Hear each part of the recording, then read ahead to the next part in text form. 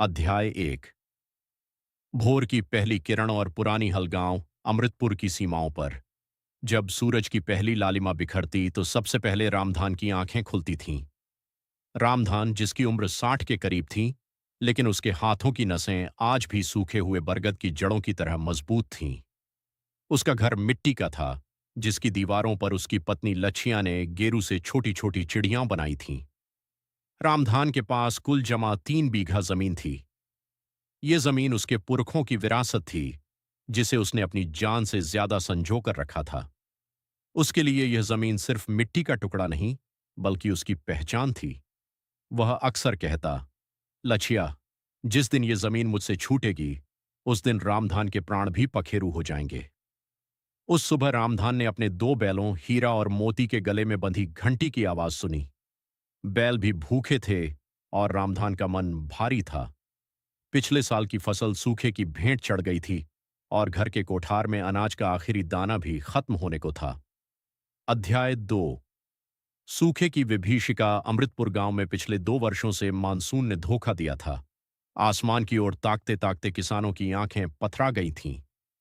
जमीन में ऐसी दरारें पड़ गई थीं, मानो धरती प्यास के मारे अपना सीना चीर कर पुकार रही हों। रामधान की स्थिति सबसे दयनीय थी। उस पर गांव के साहूकार लाला करोड़ीमल का कर्ज बढ़ता जा रहा था। लाला करोड़ीमल, जिसका पेट उसकी तिजोरी की तरह ही फूलता जा रहा था, गांव के सीधे साधे किसानों का खून चूसने के लिए मशहूर था। एक दोपहर जब रामधान अपने सूखे खेत की मेड़ पर बैठा था, मुन्ना, उसका इकलौता बेटा, शहर से वापस आया। मुन्ना शहर में मजदूरी करता था ताकि घर का खर्च चल सके। बापू, अब यहां कुछ नहीं रखा, चलिए शहर, वहां कम से कम 2 वक्त की रोटी तो पक्की है, मुन्ना ने उदासी से कहा।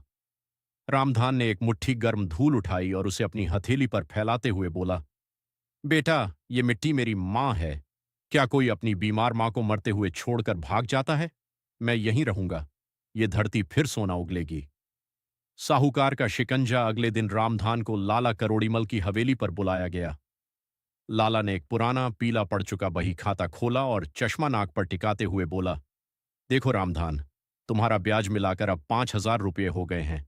या तो पैसा चुकाओ या फिर वो 3 बीघा जमीन मेरे नाम कर दो। रामधान के पैरों तले जमीन खिसक गई। लाला, इस साल बारिश हुई तो मैं पाई पाई चुका दूंगा। मेरी जमीन मत मांगो, वो मेरे बच्चों का निवाला है। लाला हंसा, एक ऐसी हंसी जो सर्द रातों में सियार की आवाज जैसी थी। बारिश का भरोसा? बादलों से तुम्हारी रिश्तेदारी है क्या? मुझे कल तक फैसला चाहिए। रामधान लड़खड़ाते कदमों से घर पहुंचा। उस रात उसके घर में चूल्हा नहीं जला। लच्छिया चुपचाप एक कोने में बैठी आंसू बहा रही थीं और रामधान आसमान के उन सितारों को देख रहा था जो उसे चिढ़ाते हुए लग रहे थे। उम्मीद की एक नई किरण रामधान हार मानने वालों में से नहीं था। अगले दिन वह पैदल ही 10 कोस दूर जिला मुख्यालय पहुंचा। वहां उसे पता चला कि सरकार की ओर से नई कृषि पद्धति और नहर परियोजना पर एक कार्यशाला हो रही है। वहां एक कृषि वैज्ञानिक ने उसे बताया, रामधान भाई, जब आसमान से पानी न बरसे तो जमीन के भीतर के पानी को सहेजना सीखो, मेड़बंदी करो और कम पानी वाली फसलें उगाओ। रामधान के पास पैसे नहीं थे, लेकिन उसके पास इच्छा शक्ति थी।